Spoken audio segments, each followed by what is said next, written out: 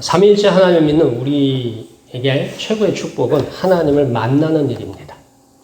그래서 우리 인생에 여러 가지 문제들이 있을 때마다 여러 가지 상황에 처하거나 어떤 형편, 처지에 따라서 상관없이 하나님을 만나면 문제가 해결되는 경우가 많습니다. 즉 사람에게 주신 최고의 축복은 이 복의 근원인 하나님을 만나느냐 만나지 못하느냐에 달려 있습니다. 그래서 성경은 이 하나님을 만나는 4가지 방법을 분명하게 얘기합니다. 우선은 예배를 통해서 만납니다. 그러니까 이 예배를 통해서도 하나님을 만난 줄 믿으시길 축원합니다.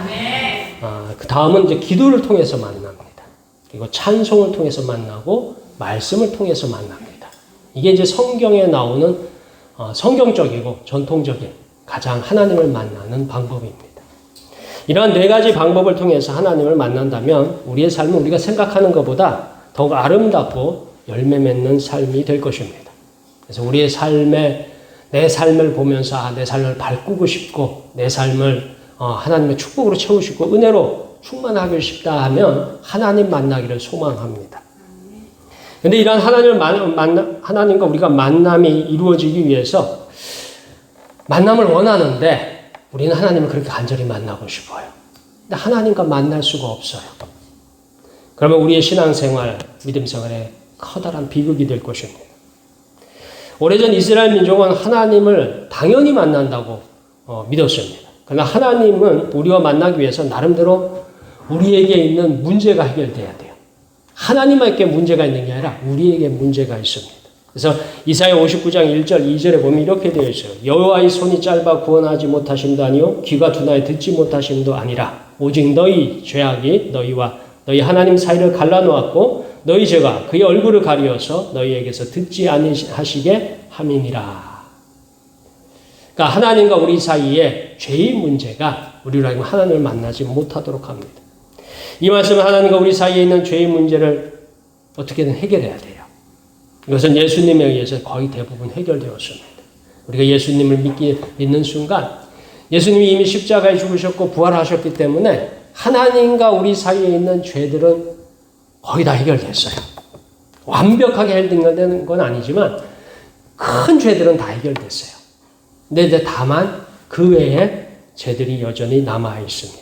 우리에게 해결해야 할 문제가 있습니다. 바로 형제와 형제 사이에 남은 문제가 무겁게 있습니다. 오늘 성경의 말씀은 사람과 사람 사이, 형제와 형제 사이의 문제에 대한 예수님의 가르침입니다. 우리 모두 하나님을 만나는 축복이 있기를 축원합니다. 자, 우리의 하나님은 중심을 보는 분이십니다. 그렇게 항상 하나님은 결과도 중요하지만 원인도 중요하게 보십니다. 세상의 법은 결과에 대해서 심판을 합니다. 그러나 완전하신 하나님은 원인에 대해서도 심판하십니다. 우리 다 함께 21절부터 22절까지 말씀 우리 함께 읽겠습니다. 21절에서 22절 말씀 함께 읽겠습니다. 시작. 옛사람이 말한 바 살인하지 말라. 누구든지 살인하면 심판을 받게 되리라 하였다는 것을 너희가 들었으나 나는 너희에게 이르노니 형제에게 노하는 자마다 심판을 받게 되고 형제를 대하여 라가라 하는 자는 공회에 잡혀가게 되고 미련한 놈이라 하는 자는 지옥불에 들어가게 되리라. 아멘. 살인하지 말라. 출애굽기 20장 12절에 나오면 10계명 중에 한 계명입니다. 이 명령은 이스라엘 민족에게도 오늘날 세상 모든 사람에게도 주어진 기본 명령입니다. 살인죄는 굉장히 무거운 죄에 속합니다. 살인은 하나님의 형상과 모양으로 만들어진 사람이 행하는 최악의 범죄입니다. 하나님의 창조에 도전하는 근본적인 죄입니다. 하나님의 모양과 형상을 파괴하는 무척이나 두려운 범죄입니다. 여기서 예수님은 하나님께서 원하시는 율법의 완성을 보여주십니다. 사람들은 살인을 한 사람만을 심판을 해요. 사람에게 해를 끼친 사람에게만 심판을 해요. 손해를 끼친 사람에게만 심판을 합니다. 그러나 그보다 더 큰 법이 있는데 하나님의 법은 그보다 더 커요. 더 넓은 범위를 포함합니다. 그것은 세상의 법보다 넓은 의미의 심판을 의미합니다. 우선 세상의 법은 결과에 대한 심판입니다. 그래서 이 세상의 법은 마음속에 생각했다고 처벌받지는 않아요. 여러분이 지나가다가 금은방을 지나가다가 너무 아름다운 반지가 있다고 저거 한번 껴봤으면 해서 여러분들이 심판받지 않습니다. 그것 때문에 경찰이 부르지 않아요. 그걸 보았다고 해서 경찰에서 오라고 하지 않습니다. 왜요? 그거를 훔치면 죄가 되지 그걸 보는 것이 죄는 아니에요. 그것을 갖고 싶은 욕망을 가졌다 해서 그게 죄가 되지는 않아요. 근데 예수님 앞에서는 뭐예요? 탐욕을 품는 자마다 도적질했다라고 얘기합니다. 그래서 예수님은 뭐냐면 그 원인까지 이렇게 보십니다. 어떤 마음을 결심하죠. 행동이 없으면 심판의 대상이 못하지만 아무리 미워할지라도 아무리 원망할지라도 아무리 조롱할지라도 상대방을 향한 행동이 없으면 어떤 심판도 받지 않습니다. 그게 이제 오늘날 우리가 살아가는 세상이에요. 결과가 있어야 돼요. 행동이 있어야 돼요. 그러나 예수님은 마음에 품은 생각만도 심판을 말씀하십니다. 이유는 하나님의 전능하심, 전지하심은 마음속의 생각을 알고 계십니다. 그래서 나 여호와는 중심을 보시느니라 했어요. 그래서 오늘 성경에서도 보면 특별한 이야기가 나와요. 거기 형제에게 노하는 자마다, 형제에게 화를 내는 자마다 어떻게 해요? 심판을 받는다 했어요. 그리고 거기 형제에 대하여 라가라 하는 자, 이 라가라는 의미가 어떻게 표현하냐면 이 지능이 조금 떨어져서 지식이 좀 떨어져서 쓸모없는 그런 뜻이에요. 그러니까 남들보다 지적 수준이 조금 낮은 사람들을 라가라라고 표현을 합니다. 오늘날 따지면 우리는 말로 따지면 바보, 멍청이 뭐 이런 소리 정도 돼요. 조금 심하게 말하면 돌대가리라는 말이 있어요. 아무튼 이런 그러니까 뭐라고 하냐 보통 사람보다 지능이 떨어지거나 이럴 적에 우리가 하는 말이 야 바보야 이러잖아요. 그런 말을 하는 것조차도 뭐예요? 조롱하고 모욕하는 말이지만 그런 말을 이런 말을 내뱉은 사람에게 지옥불이 준비되어 있습니다. 따뜻한 지옥불이 준비됐다는 것만 아세요. 이것이 예수님의 율법의 완성입니다. 성경이 전한 율법의 무서움이 여기에 있습니다. 이스라엘 민족의 복의 근원은 하나님이십니다. 그래서 이스라엘 민족은 끝까지 하나님을 만나기 위한 많은 노력을 해요. 때문에 어떤 상황, 어떤 처지, 어떤 형편일지라도 내가 곧 죽을 위기에 처했든지 내가 쫄딱 망했든지 내가 아무튼 질병 중에서 고통이 있었든지 어떠한 상황, 어떠한 처지, 어떤 형편이 있을지라도 하나님을 만나면 해결됩니다. 하나님의 전지전능하신 큰 축복, 하나님의 은혜입니다. 그렇게 누구보다도 하나님 만나기를 소망합니다. 그래서 이스라엘 민족이 하나님 만나는 걸 최고로 줘요. 우리 다 함께 23절부터 24절까지 말씀이 있겠습니다. 23절부터 24절까지 말씀. 네, 함께 읽겠습니다. 시작.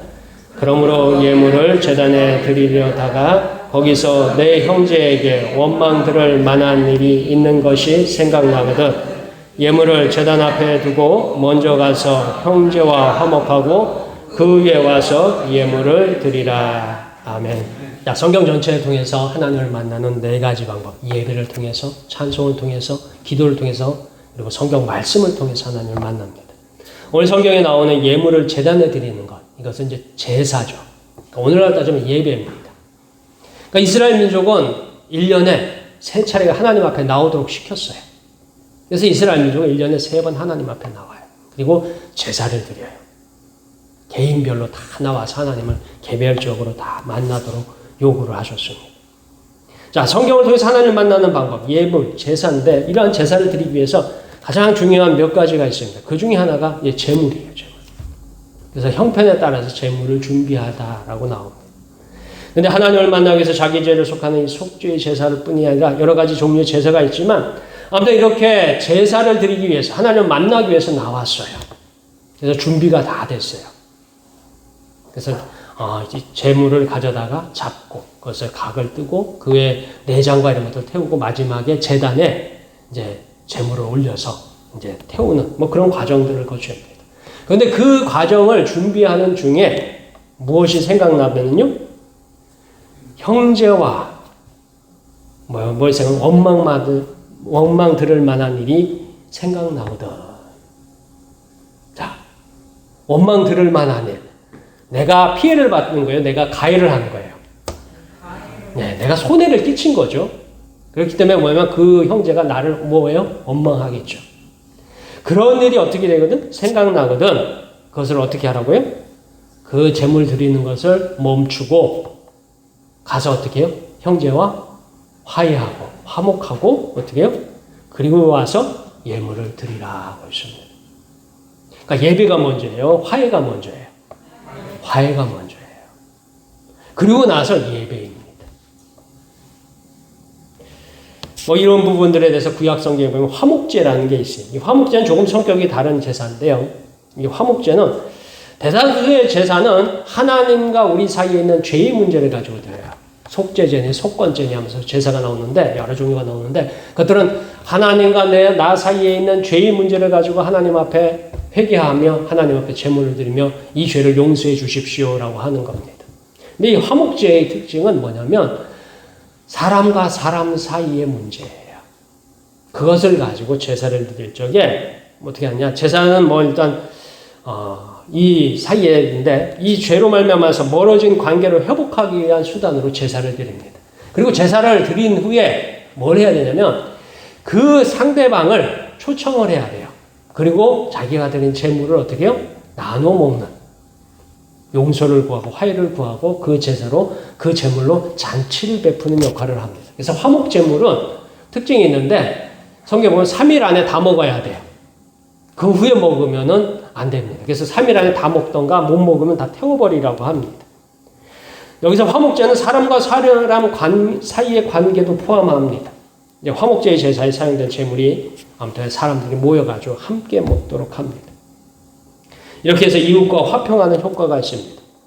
자, 우리는 예수님을 믿으면서 교인이 되고 성도가 되면서 하나님을 만나는 일에 관심을 기울입니다. 그래서 우리가 늘 생각할 적에 하나님 만날 때 중요한 날이 언제예요? 주일. 그래서 주일날은 거룩한 날이라 합니다. 그래서 거룩한 주일, 거룩한 예배, 거룩한 삶을 강조합니다.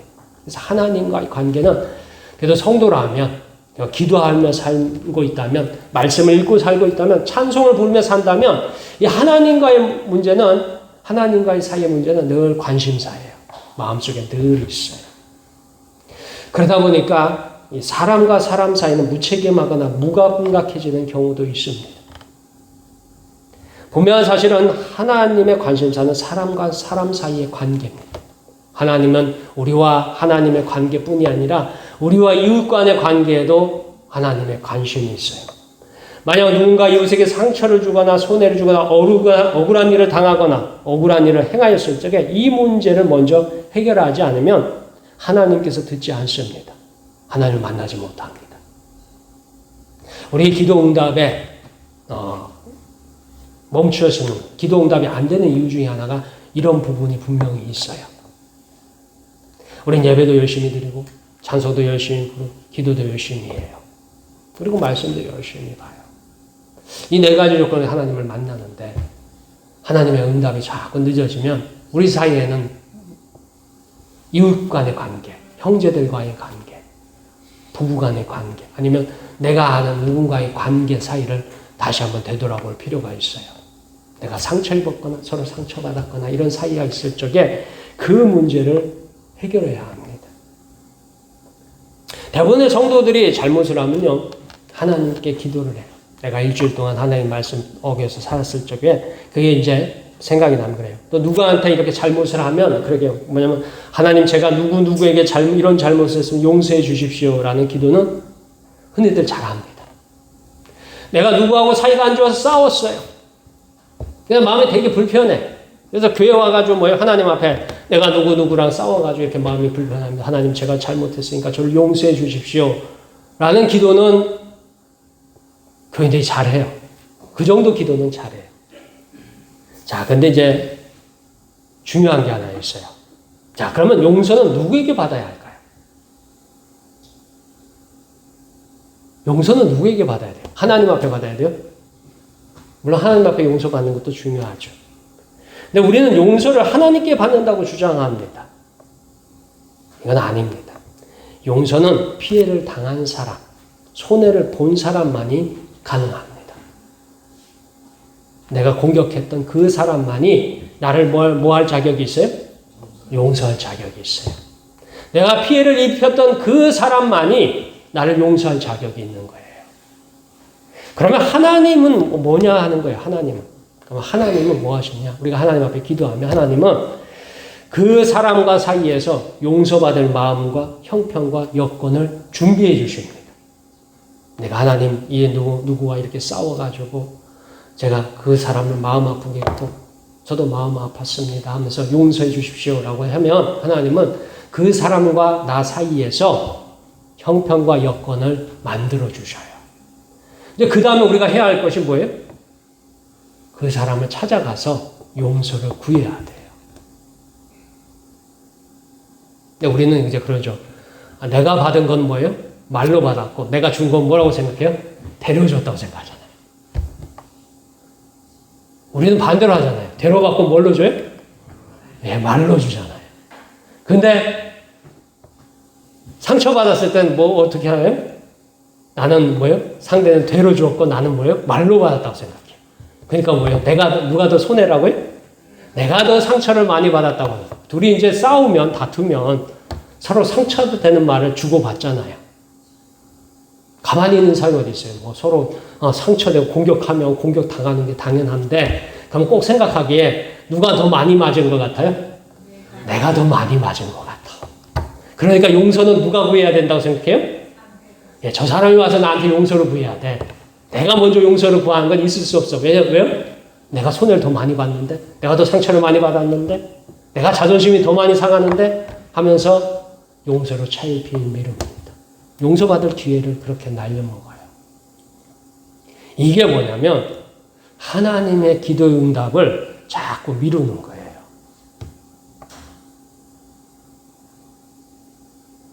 그래서 오늘 성경에서 예물을 제단 앞에 두고 먼저 가서 형제와 화목하고 그 후에 와서 예물을 드리라. 형제와 사이의 문제를 해결하고 난 다음에 하나님 앞에 제물을 드릴 적에 하나님이 그 제물을 기뻐 받으시는 줄 믿으시길 축원합니다. 혹시라도 우리가 잘못한 것이 떠오르면 가서 먼저 용서를 구하고 하나님을 찾는 모두가 되기를 축원합니다. 자, 마지막으로요. 남김없이 다 갚기 전에는 천국에 들어가지 못합니다. 예수님은 천국을 전파하시면서 바리새인과 사두개인과 제사장과 유대인들의 기준에 맞춰서 율법의 엄중함을 설명합니다. 이 바리새인, 사두개인, 제사장, 유대인들이 늘 주장하는 것이 율법대로 살아야 한다. 율법대로 자꾸 얘기를 해요. 그래서 예수님 보고 율법을 파괴한다라고 얘기해요. 그 율법이 어떤 거냐라는 것을 예수님이 풀어서 설명한 게 오늘의 말씀입니다. 즉 하나님께 열심을 내는 만큼 이웃에도 동일한 열심이 필요합니다. 우리 다 함께 25절에서부터 26절까지 말씀을 읽겠습니다. 25절에서부터 26절까지 말씀 함께 읽겠습니다. 시작. 너는 고발하는 자와 함께 길에 있을 때 급히 사화하라. 그 고발하는 자가 너를 재판관에게 내어주고 재판관이 옥리에게 내어주어 옥에 가둘까 염려하라. 진실로 내게 이르노니 내가 한 푼이라도 남김없이 다 갚기 전에는 결코 거기서 나오지 못하리라. 아멘. 우리의 언어 생활에 보면 이 바보나 멍청이, 돌대가리, 쓸모없는 놈 이런 말이 너무도 쉽게 사용합니다. 서로 친구 사이에도 웃다가 너 바보 아니야? 뭐 이렇게 할 정도잖아요. 그만큼 이제 뭐 쉽게 말하는 내용입니다. 근데 이보다 더한 말도 쉽게 들을 수 있고 말할 수 있는 세상에 살아갑니다. 물론 옛날에도 뭐 비슷했으리라 추측합니다. 문제는 이러한 말들이 훗날 하나님의 법정에서 심판 대상이었습니다. 그리고 훗날 이러한 말이 마치 한국에도 법 중에 모독죄라는 게 있어요. 그래서 모독죄에 해당하는 경우에 고소고발도 합니다. 근데 모독죄처럼 처벌의 대상이 됩니다. 예수님의 법정, 하나님의 법정에서 지옥불에 던져지는 형벌이 주어질 것입니다. 그리고 우리가 내뱉은 말들이 나중에 하나님의 법정에서 다 기록되고 진술될 것입니다. 근데 우리는 하나도 남김없이 다 갚기까지 천국은 꿈도 꾸지 못하는 세상입니다. 이것이 유대인들이 주장하는, 바리새인들이 주장하는, 대제사장이 주장하는 그 율법이 지배하는 세상. 그러니까 그들이 말하는 율법을 지켜야 된다고 주장하는 그 세상의 모습입니다. 유대인들이 그렇게 율법을 외치고 좋아하자 예수님은 율법의 방법과 처벌을 철저하게 설명하십니다. 그렇게 좋아하는 율법, 그렇게 말하는 율법의 진정한 재판과 심판이 어떤 것인지 아는가라고 묻습니다. 너희가 그렇게 율법을 좋아하고 율법을 그렇게 얘기하는데 그런 재판, 그런 심판이 어떤 것인지 아느냐라고 그렇게 묻는 것입니다. 우리는 기도한 내용조차도 잊어먹는데 우리가 기억조차 없는 시절에 무심코 내뱉은 모든 말들의 책임을 져야 합니다. 혼자 있을 때 한 말도 책임져야 됩니다. 그런 게 어디 있냐고 할지 모르지만 책임지게 되어 있어요. 하나님의 재판정은 모든 것이 나타나고 드러낼 것입니다. 가끔씩 상상을 해봅니다. 우리나라가 치안이 굉장히 전 세계에서 굉장히 발달되고 좋다고 해요. 그래서 선진국에서도 우리나라의 치안에 대해서 굉장히 부러워합니다. 우리나라에 범죄가 이렇게 없는 이유가 뭘까 가만히 생각해 봤어요. 우리나라 국민성이 좀 수준이 높아서요? 가만히 생각해 보니까 우리나라는 국토는 좁고 사람은 많이 살아요. 거기다 뭐가 발달했어요? 이 전자기기가 아주 잘 발달돼 있어요. 그래서 우리나라에서 뭐 잘못하면 다 어떻게 돼요? 다 찍혀 있어요. 어디 가서 뭘 하든지 간에 웬만하면 다 찍혀요. 그러니까 조심을 할 수밖에 있어요, 없어요? 조심해야 되는 거예요. 국민들 한 사람, 국민들이 다 하나씩, 휴대폰 하나씩 다 들고 다녀요. 우리 가게들마다 다 뭐가 있어요? CCTV가 다 있어요. 요즘은 자동차에도 뭐가 있어요? 블랙박스가 있어요. 그러니까 세상 모든 것을 다 들여다보는 세상입니다. 그래서 조금 잘못하거나 실수하거나 해서 조금만 발품 팔고 노력하고 찾아보면 어떻게 해요? 어딘가는 다 기록이 되어 있어요. 어떤 도둑놈이 도둑질을 하는데 가게 보니까 CCTV도 안 없더래요. 그래서 가서 도둑질을 했어요. 그리고 도둑질을 한다면 어디로 가야 돼요? 집으로 돌아갈 거 아니에요. 근데 집으로 돌아가는 게 길거리에 있는 CCTV에 다 찍히는 거예요. 그래서 시간을 맞춰가지고 나중에 경찰이 어떻게 해요? 집으로 찾아오잖아요. 너 어디서 도둑질 하지 않습니까? 하면서 찾아오잖아요. 그게 우리나라예요. 그래서 가끔 생각을 해봅니다. 하나님의 법정, 그건 어떤 모습일까? 세상의 재판을 보면서 받았던 느낌대로 모든 하나님의 법정에서 모든 증거는 어떻게 되어 있을까요? 보존되어 있을 거예요. 세상 법정에는 그놈의 증거를 없애느라고 별짓을 다 해요. 증거는 다 보존됐고 모든 증거는 또 뭐예요? 완벽하게 준비되어 있을 거예요. 아마도 누군가 그곳에 선다면 하나님은 이렇게 재판하실 것입니다. 그가 살아온 모든 인생이 철저하게 우리가 표현하는 동영상으로 아주 저장되어 있을 거예요. 그러니까 뱃속에서부터 태어나가지고 한 살부터 시작해가지고 마지막 숨 넘어가는 순간까지 어떻게 해요? 다 동영상으로 되어 있어요. 다 기록되어 있어요. 그러니까 모든 순간, 모든 호흡이 하나도 빠짐없이 기록되어서 상영될 것입니다. 그리고 그 옆에는 또 하나가 더 있어요. 그 마음속에 있었던 모든 생각과 감정이 다 나타날 거예요. 우리가 호흡하며 살아가면서 우리가 만나는 과정 중에 모든 과정 중에 생각해요, 안 해요? 생각을 하잖아요. 생각 없이 살면은 손해보니까 수많은 생각들을 해요. 그래서 기분 나쁜 사람 만나면 속으로 욕도 좀 하고 또 뭐냐면 답답한 일 있으면 좀 화도 제 속에서 막 화를 내보기도 하고 아니면 혼자 있을 때는 뭐예요? 사람한테 못하면 하다 못해서 선인장을 대놓고서도 욕을 하든지 뭐라고 막 나무랄 수도 있어요. 아무튼 그 마음속의 생각과 뜻이 감정이 한쪽 면에서는 다 재생되고 한쪽 면에서는 그가 살아가는 모든 인생이 다 나올 것입니다. 그렇게 하나님과 예수님과 그걸 다 보고 난 다음에 그곳에서 이렇게 평가할 것입니다. 주문, 누구시는 그 생각이 악하고 그 계획하는 바가 더럽고 추하기에 전혀 개정의 여지가 없고 계심을 위한 노력도 없었기에 지옥에 가둘 것을 선고한다. 라는 이런 판결을 받을 겁니다.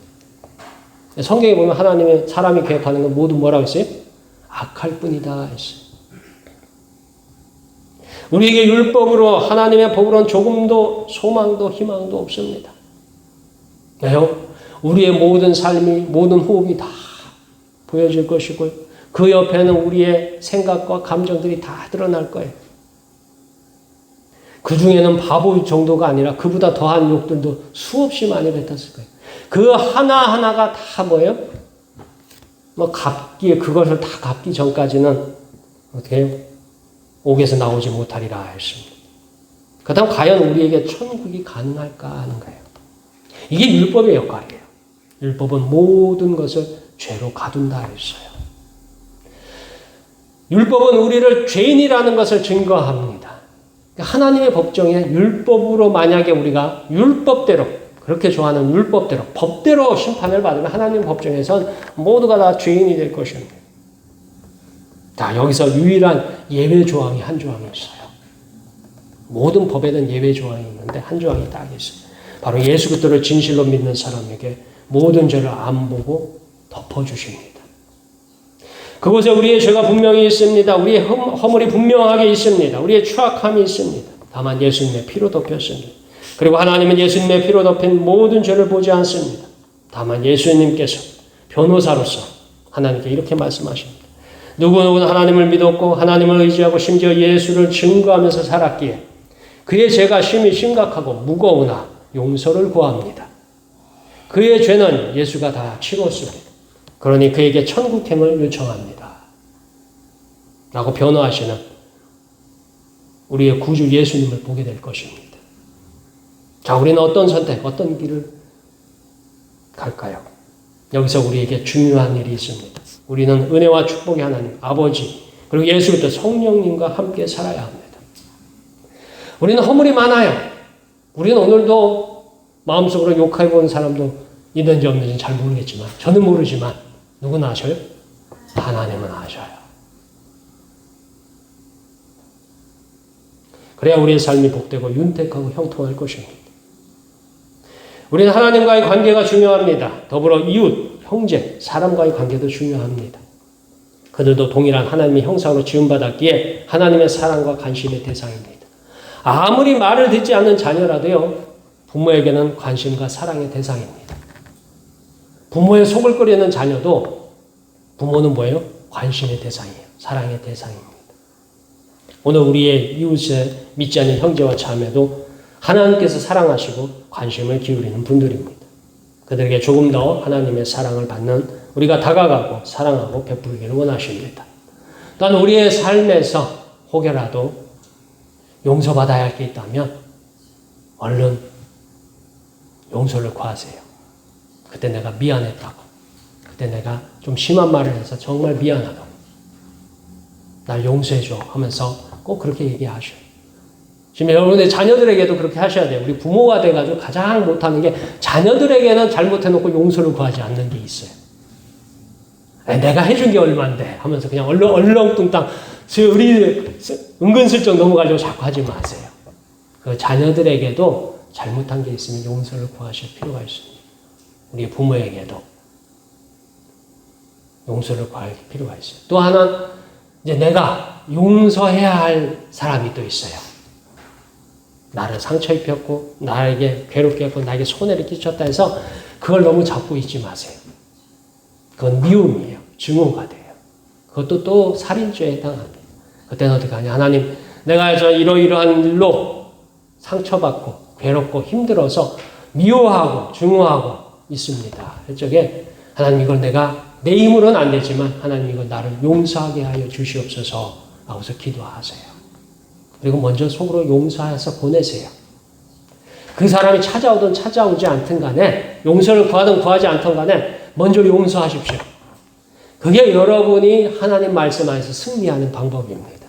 그게 여러분으로 하여금 하나님을 만나게 하는 길입니다. 마음속에 맺혀 있는 것들 가지고 있어봤자 재산도 안 되고, 가지고 있어봤자 여러분의 삶에 도움이 하나도 안 됩니다. 용서받을 것은 빨리 가서 용서받으시고, 용서할 것은 빨리 용서하세요. 거기에 하나님의 평안이 하나님을 임한 줄 믿으시길 축원합니다. 남은 3일간도 이 모습으로 승리하기를 축원합니다. 기도하겠습니다.